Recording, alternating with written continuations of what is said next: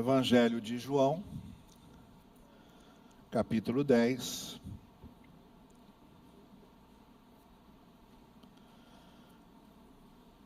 O capítulo 10 de João reúne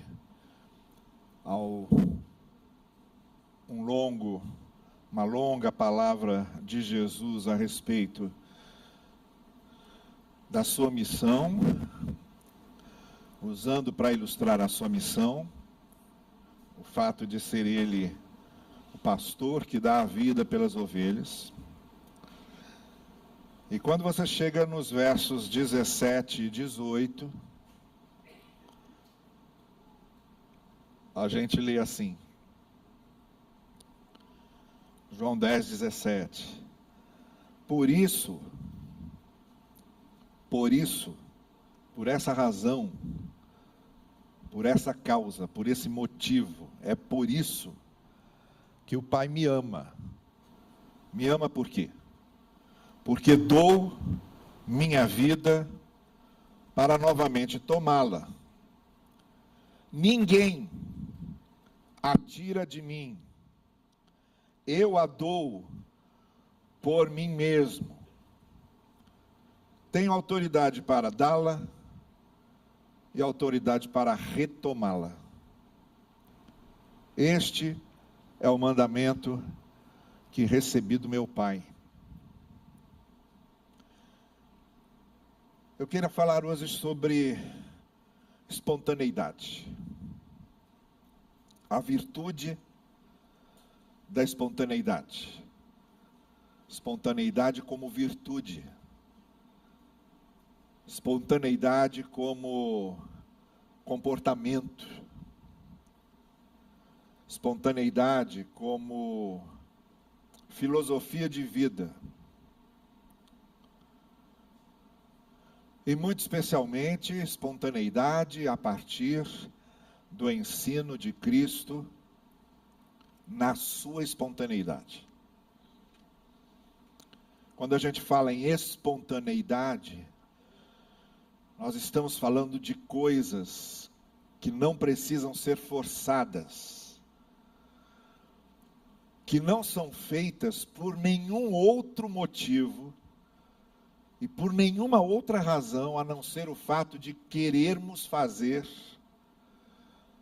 por acharmos que aquilo deve ser feito, por acharmos que aquilo é o certo a fazer. Não é preciso uma lei, não é preciso uma regra, não é preciso ameaça de inferno, ou de culpa, ou de condenação. Não é necessário um líder religioso, um pastor, um padre, ficar forçando situações. Não é necessário constrangimentos. Não é necessário emocionalismos. Não é necessário formulações que manipulem emocionalmente, que façam manipulações psicológicas. Não é necessário nada disso. A lição dada por Jesus, da virtude da espontaneidade, é de que você toma a iniciativa por consciência, por acreditar, porque aquilo é vital para você, e assume um comportamento, assume uma iniciativa, assume um rumo, assume uma ação, ou assume uma reação, simplesmente para ficar em paz com a sua cabeça e com o seu coração. Nem sempre as espontaneidades são compreendidas. Jesus tinha dito muita coisa, mas quando ele chegou nessa parte, em que ele disse: eu dou a minha vida porque eu quero, vou retomá-la quando eu quiser. Eu não precisava dar a minha vida, mas resolvi dar. Quando ele chega nessa parte, é que causa o quipropró todo. Por causa dessas palavras, houve uma divisão entre os judeus. Muitos dentre eles diziam: ele tem um demônio e enlouqueceu. Agora vejam. O que nós temos aqui é uma pessoa, O que nós temos aqui é uma pessoa dizendo que vai dar a sua vida por amor.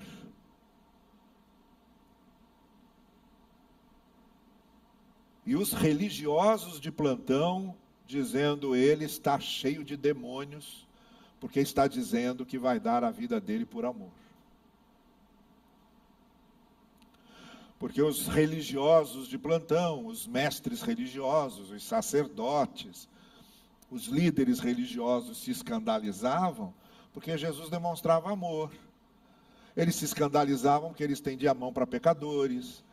Ele se escandalizava porque ele comia com gente que era marginalizada por eles, que era considerada gente perdida por eles, que não merecia a presença de Deus, que não merecia estar no altar de Deus.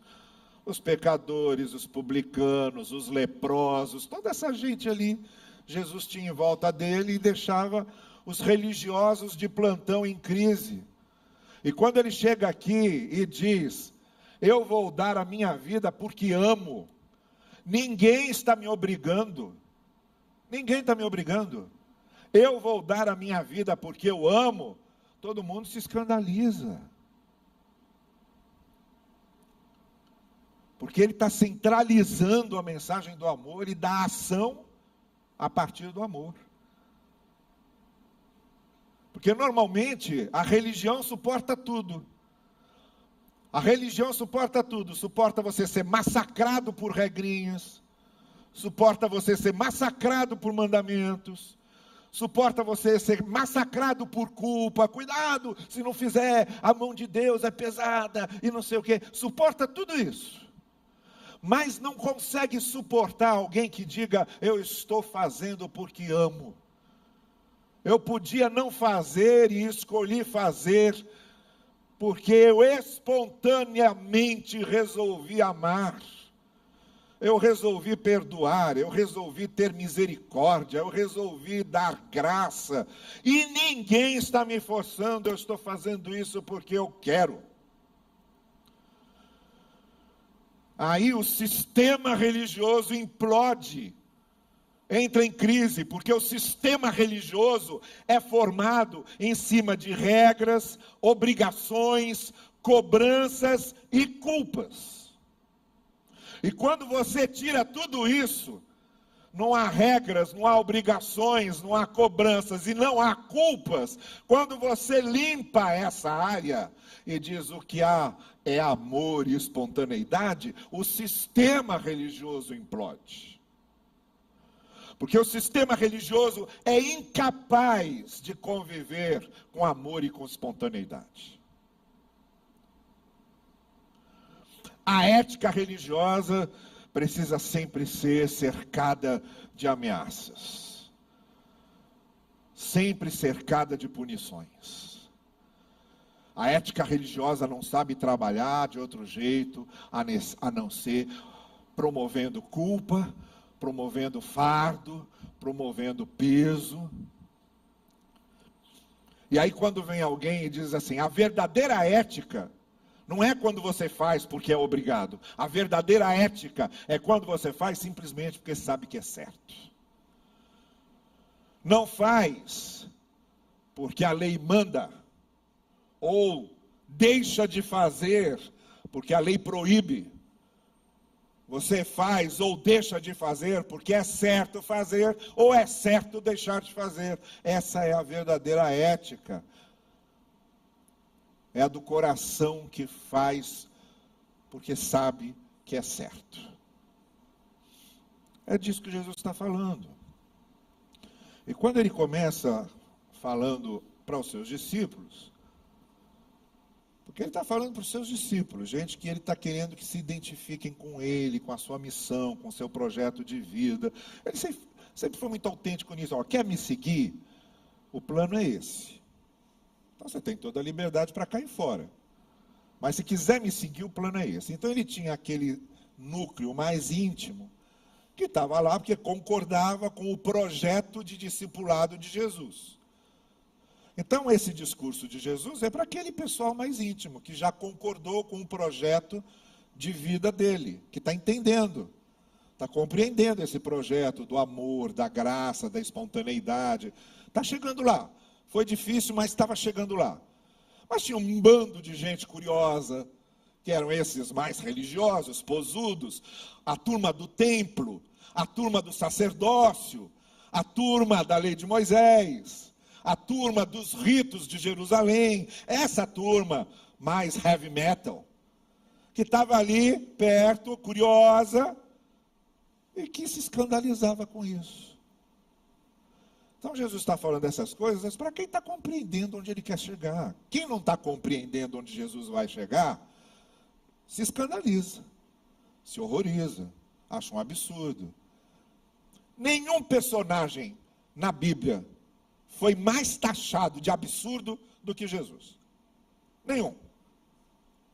Do início ao fim do seu ministério, era o povo falando, isso é um absurdo, está com demônio, é Beelzebu, ficou louco. Até a família. No início do Evangelho de Marcos, Maria e os irmãos e irmãs de Jesus vão à casa de Pedro, em Cafarnaum, tentar convencer Jesus a voltar para casa e deixar disso. Até a família dizia, está ficando louco. Ninguém foi mais considerado louco, endemoniado, perturbado mental, estranho, esquisito, do que Jesus. E muito especialmente pelas autoridades religiosas da época. Esses então escrachavam Jesus direto. Então ele estava falando para aquelas pessoas que estavam compreendendo onde ele queria chegar, porque a grande maioria não compreendia. A grande maioria era o oba-oba, a grande maioria dizia, Hosana, o que vem em nome de Jesus no domingo, e na quinta-feira estava gritando, crucifica, mata. A grande maioria era assim, era igual torcida de futebol. Igualzinho torcida de futebol. Igualzinho. O cara dá um drible aqui, ele grita, isso aí, esse é o grande, aí ele erra o gol. Mas que coisa horrorosa, para não dizer outras coisas horrorosas que normalmente os torcedores dizem. Então, esses seguidores, esses ouvintes ali, era igual torcida de futebol. Às vezes ficava animado com um milagre, aí quando Jesus vinha, dizia, que eu não vim fazer milagre. Vocês ficam querendo só ver milagre, eu não vim aqui para isso, que eu não sou mágico. Aí todo mundo se escandalizava. Então, dependia muito, era uma gangorra. Agora, aquele pessoal que estava mais próximo, que estava compreendendo onde Jesus queria chegar, foi entendendo. E aí quando ele diz, olha, por isso o Pai me ama, porque eu vou dar minha vida espontaneamente. O Pai me ama porque eu sou a expressão do amor dele. O Pai me ama porque eu sou o melhor reflexo do amor dele. As pessoas olhando para mim, elas veem o amor de Deus, o amor do Pai. Elas olham para mim e veem o amor do Pai. Por isso que o Pai me ama, porque eu consigo ser o melhor reflexo do amor dele para os outros. Não é porque eu cumpro mandamentos, não é porque eu vou na sinagoga, não é porque eu conheço as Escrituras. O Pai me ama, porque eu sou o reflexo do amor dele para os outros. É por isso que o Pai me ama, porque eu dou a minha vida. Porque a minha vida é isso aqui, é essa expressão do amor de Deus que se dá integralmente. Por isso que o Pai me ama. Não é porque eu vou ao templo de Jerusalém ou vou no monte Sião. É porque eu amo. O Pai me ama porque eu amo. O Pai me ama porque eu mostro amor. Por isso que o Pai me ama, porque eu dou a minha vida. Agora, eu posso retomá-la, tenho esse direito. E ele realmente a retomou. A narrativa da ressurreição é exatamente a narrativa dessa retomada da vida que Jesus deu. Jesus deu a sua vida na sexta-feira, no domingo pela manhã ele tinha retomado a vida. O que torna isso muito mais significativo. Porque a gente vê que ele deu a sua vida, não porque ele precisava, mas porque nós precisávamos. Então foi uma ação de amor. Uma completa ação do amor. De início ao fim, dar a vida significava amar até as últimas consequências. Ele não precisava ter feito isso por ninguém, apenas fez por nossa causa.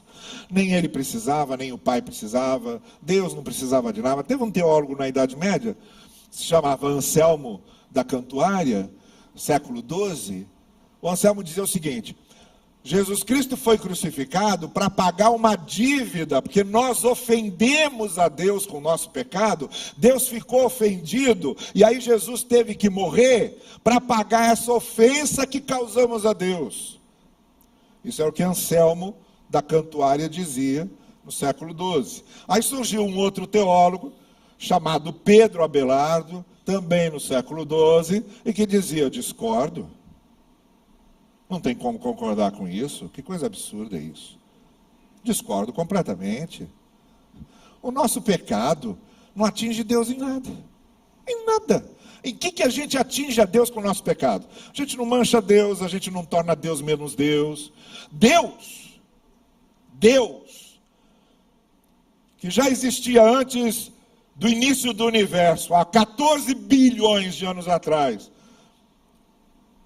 Ele que criou os inícios e as existências, vai ser afetado por nossos pecados, vai ser manchado por nada disso. Ele dizia: nada disso, faz sentido isso. Jesus não morreu por causa de Deus. Deus em nada é atingido pelos nossos pecados. Nossos pecados prejudicam a nós mesmos. A Deus não prejudica em nada. Nada. Os nossos pecados só prejudicam a nós mesmos. Jesus não morreu por causa de Deus, não morreu para pagar dívida nenhuma com Deus. Jesus morreu por nossa causa, morreu para nos perdoar, nos resgatar, nos dar a redenção. O motivo que segurou Jesus na cruz foi o seu amor a nós e ao que precisávamos. Porque Deus continua sendo Deus, meus queridos. Deus vai continuar sendo Deus. Pode vir a Terceira Guerra Mundial, podem as igrejas todas fecharem, podem os crentes todos descambarem, podem os pastores todos se tornarem promíscuos e carnavalescos. Agora imaginei eu entrando no sambódromo. Pode acontecer isso tudo e nada disso afeta Deus. Isso tem a ver com a gente, não tem nada a ver com Deus. Deus é Deus. E vai continuar sendo. No fim de tudo, quando essa galáxia aqui acabar, e a Terra explodir, e daqui a bilhões de anos, como está previsto, né, quando tudo chegar ao final, Deus continuará sendo Deus. Como Ele foi sempre antes de qualquer coisa. Cristo não morreu por causa de Deus. Cristo morreu por minha causa, por sua causa, por amor a nós. Ele deu sua vida por nós e não por causa de Deus. Ele deu seu amor a nós. Ele estendeu sua graça a nós. Então isso torna muito mais significativo. Alguém que pode dar a vida e retomá-la, resolve fazer isso por nossa causa.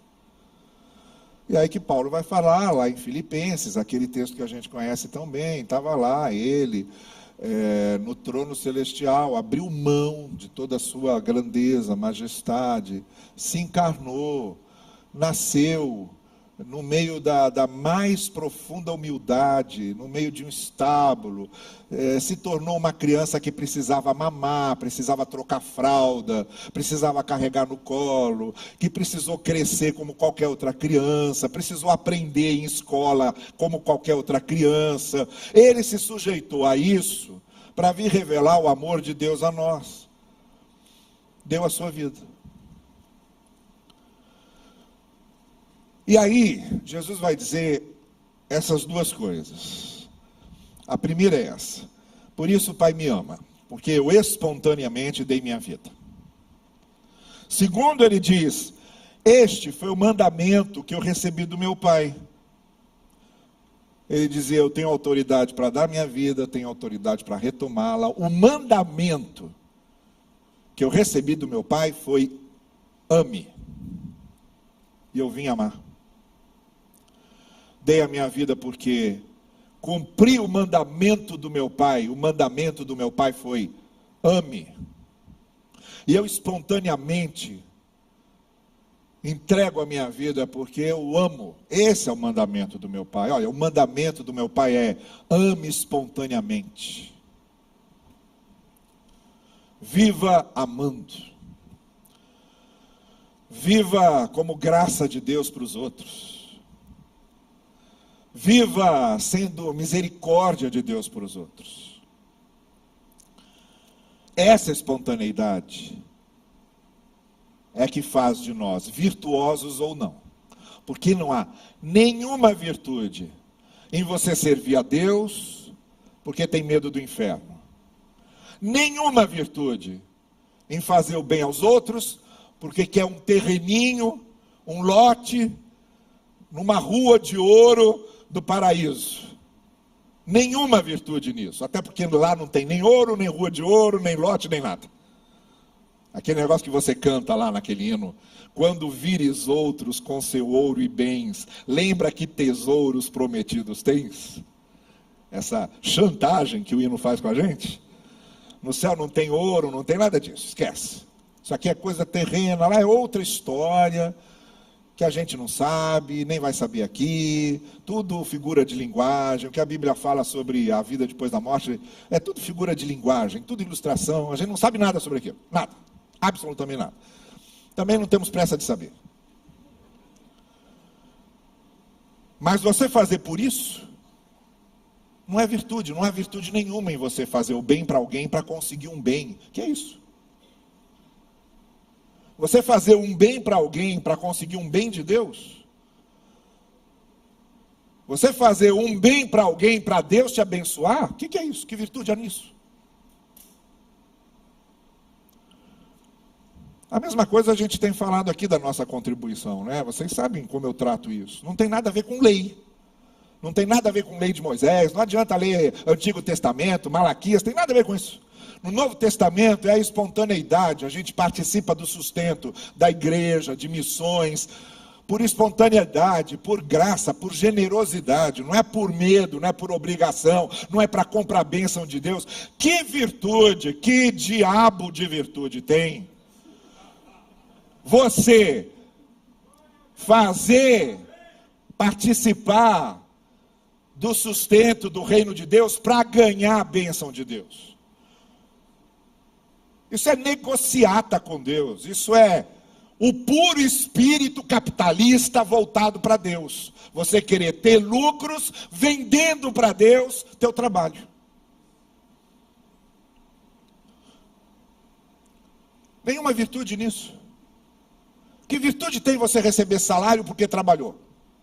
É obrigação do teu patrão te pagar porque você trabalhou. Você deu força de trabalho. Você deu força de trabalho, tem que receber.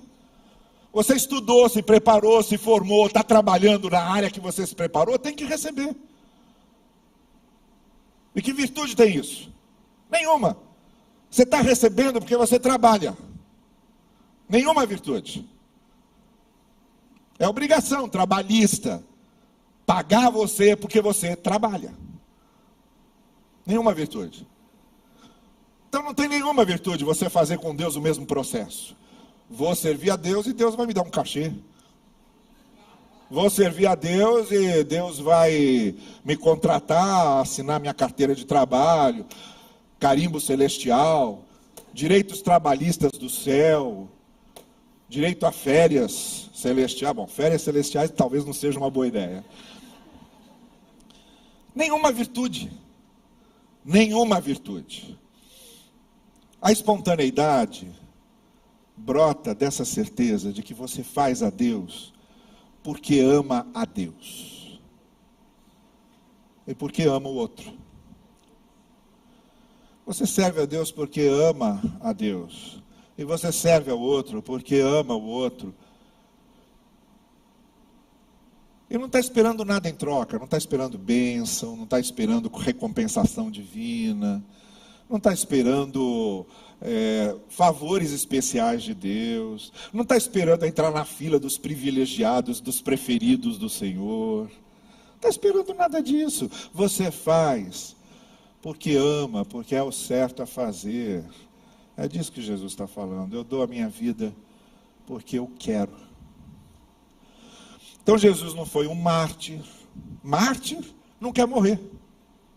Mártir não dá a vida dele. Nem um mártir quer morrer. O mártir morre porque matam ele. Vai perguntar para Tiradentes: você queria morrer enforcado? Não, me enforcaram. E queria ser esquartejado? Porque esquartejaram Tiradentes, espalharam os pedaços dele pela cidade para todo mundo aprender e não fazer igual. Queria ser esquartejado? Não, não queria, mas fizeram. Então ele é um mártir. Ele não chegou e me enforquem, por favor. E nem chegou a mim, me esquartejem por misericórdia. Não. Ele foi mártir. Mas não era desejo dele ser mártir. Nenhum mártir quer ser mártir. Também Jesus não morreu porque era um traidor da pátria. O Sinédrio vendeu essa ideia para Pilatos. Olha, tem aqui um cara que é herege para a gente. Ele é herege para a gente. A gente está condenando ele porque ele é um herege. Diz que é Deus, diz que fala com Deus, etc. Isso é heresia. Aqui ele vai sair daqui como herege. Mas a gente não pode matar. Seria bom matar. Seria bom matar para servir de exemplo. Então eles vão a Pilatos, que podia matar. Eles dizem, para a gente ele é herege, mas para Pilatos, que Pilatos ia se incomodar se Jesus era herege para aquele grupo de sacerdotes? Isso é coisa de vocês, briguem aí, vocês se entendam. Não, então não podia. Não basta dizer que ele é herege, tem que dizer que ele é traidor da pátria. Traidor de Roma.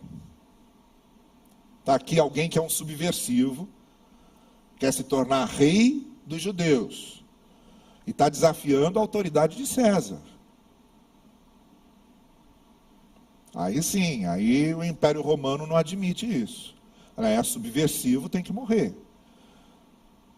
Está querendo tomar o lugar de César, tem que morrer. Então Jesus morre porque é um traidor da pátria, traidor do Império Romano. Está lá, bem grande e explícita a condenação dele. Rei dos judeus, escrito em cima da cruz. Pilatos mandou escrever e deixar bem claro: está sendo morto aqui porque está querendo ser rei dos judeus. Que sirva de exemplo. E é crucificado, porque o crucificado ficava lá dias. Jesus morreu no mesmo dia. Os soldados doidos para ir para casa queriam até quebrar os ossos dele para ele morrer mais rápido. Quando foram quebrar os ossos dele, já tinha morrido. Mas às vezes um crucificado ficava dias exposto ali, morria, e ainda deixavam o corpo dele lá para os urubus irem lá bicar e tirar um olho, tirar uma orelha e ir comendo o cara. Tudo para servir de exemplo. Olha, não queiram trair César, porque é isso que vai acontecer com vocês. Então Jesus foi crucificado porque estava traindo César, aí tinha que morrer. É um subversivo, tem que morrer. É um revolucionário, tem que morrer. Mas Jesus não era nada disso. Jesus não estava querendo fazer nenhuma revolução para derrubar César nenhum. O reino de Deus, diz Jesus, habita dentro de vocês. Não está nem aqui, nem lá. O reino de Deus está dentro de vocês. É disso que eu estou falando. Então ele não morreu por ser um coitadinho. porque fizeram dele um mártir, ou porque era um criminoso revolucionário que precisava morrer. Ele morreu porque ele se deixou levar, por amor de nós. Dou a minha vida, e por isso o Pai me ama. Eu cumpro o mandamento do meu Pai de amor, por isso que eu estou dando a minha vida, porque eu amo.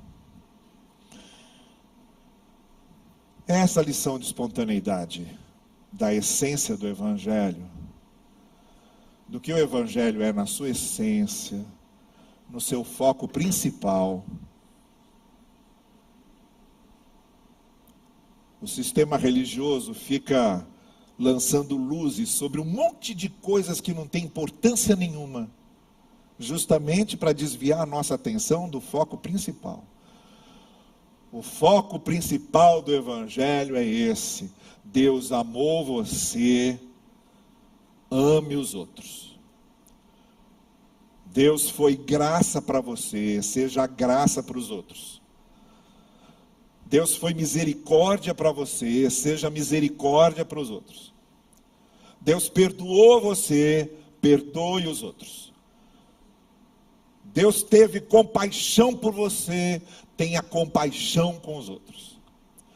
Deus promoveu a paz com você, promova a paz com os outros.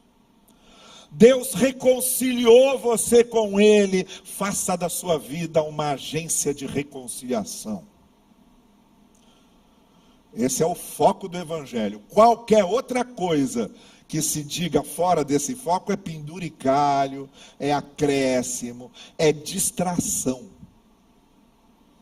O foco do Evangelho é esse: eu dei a minha vida porque eu quis. Não ame porque é obrigado. Não perdoe porque a sua religião manda você perdoar. Não desenvolva um projeto para o reino de Deus porque o seu pastor vai ficar felizinho de saber disso. Não sirva a Deus na igreja porque tem medo de Deus castigar você porque você não quis. Não contribua com missões porque quer comprar a bênção de Deus. Tome aqui o padrão, o exemplo de Jesus como a essência do Evangelho para a gente. Essas coisas só são virtudes porque as fazemos por queremos e queremos porque amamos. Esse é o Evangelho. E que o Evangelho se cumpra de verdade na nossa vida.